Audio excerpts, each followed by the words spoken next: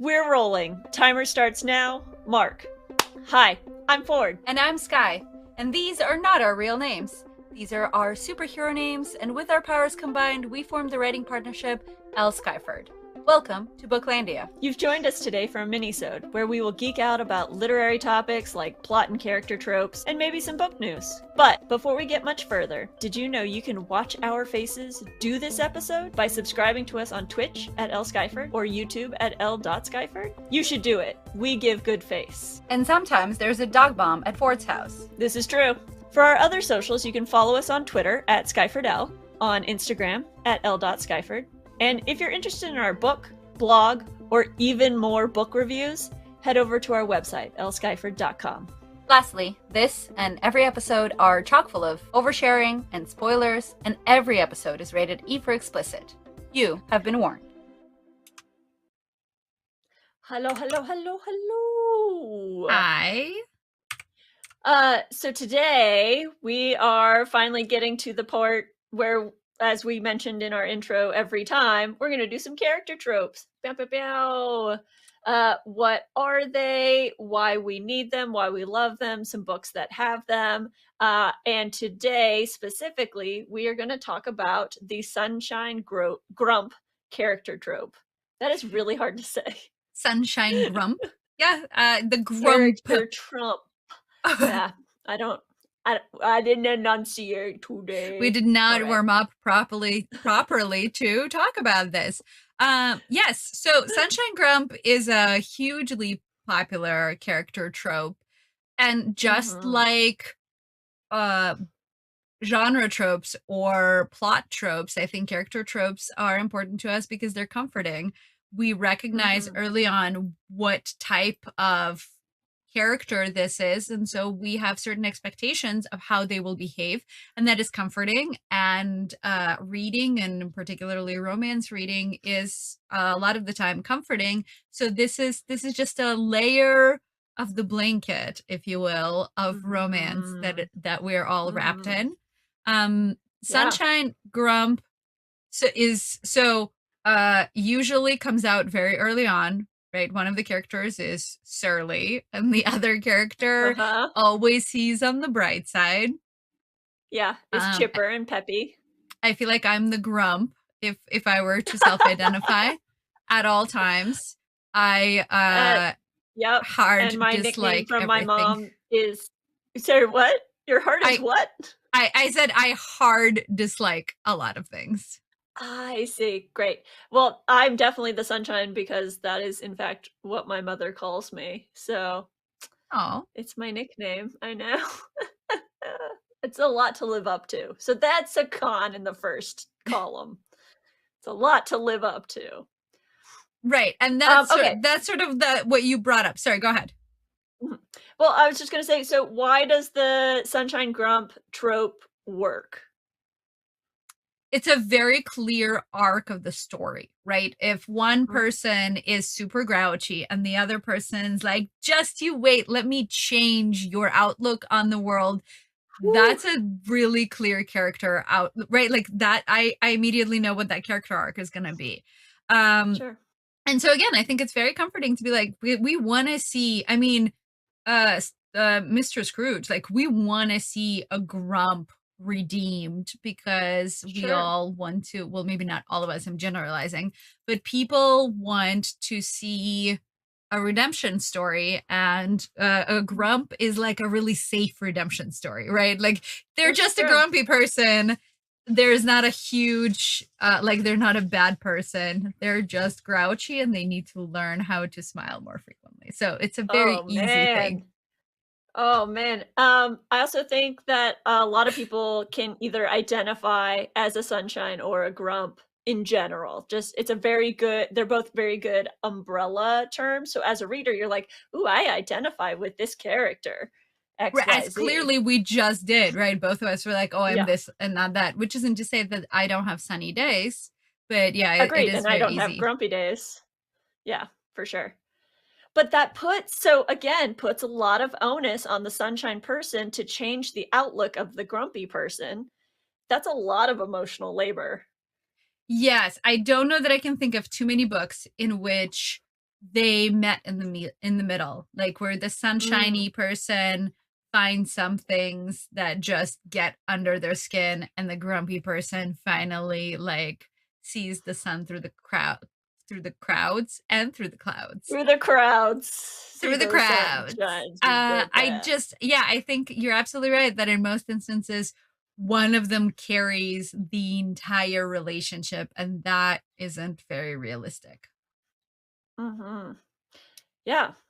Does it work for you? Is this a trope you like to read?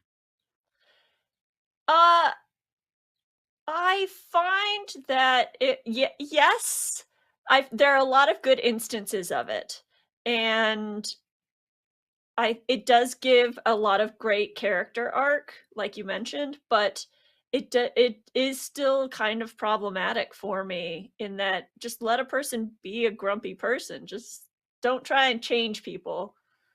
So, yes.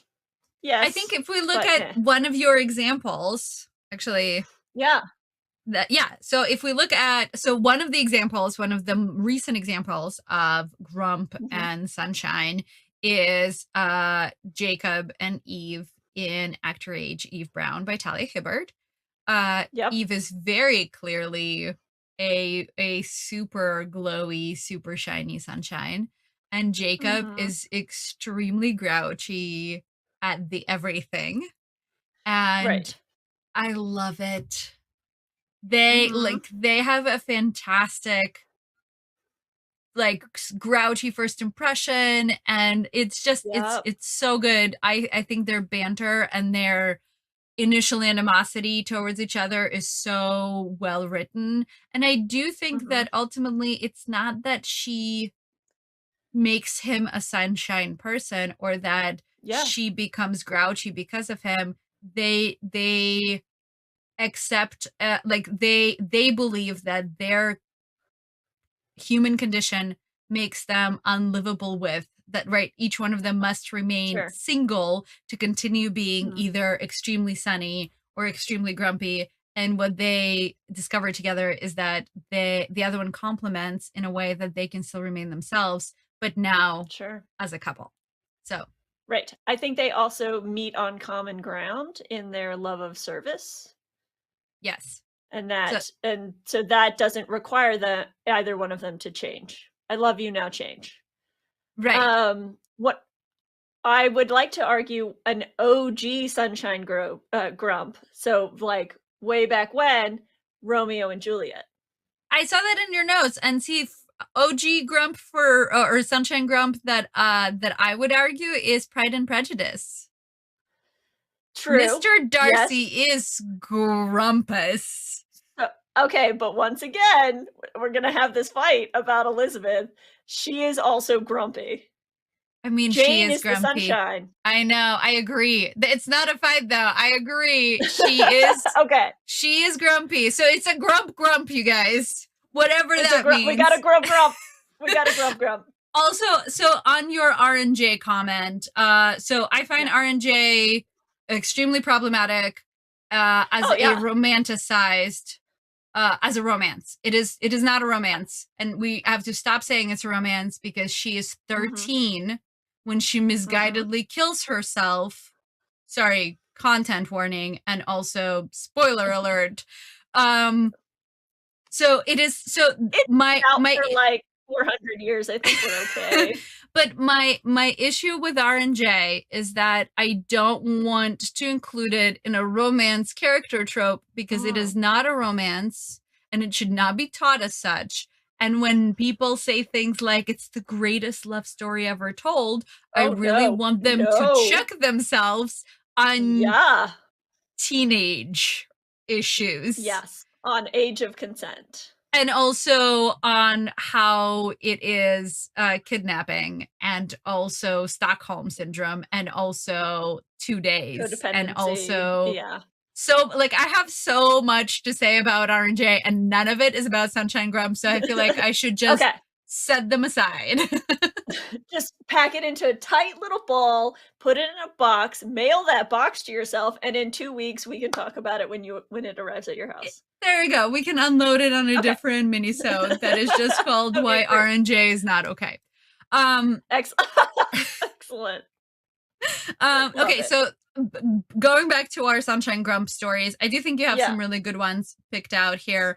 I'm gonna jump around your list to Alex and Great. Henry from Red, White, and Royal Blue. And I love that book very much. I love Red, White, and Yeah. Royal Blue, but I completely forgot that they were at odds with each other Oh, because yeah, they it's not long. yeah, it's very short in the beginning, and then it's more about Mhm. them trying to figure out how to communicate rather than Mhm. them having really disparate personalities.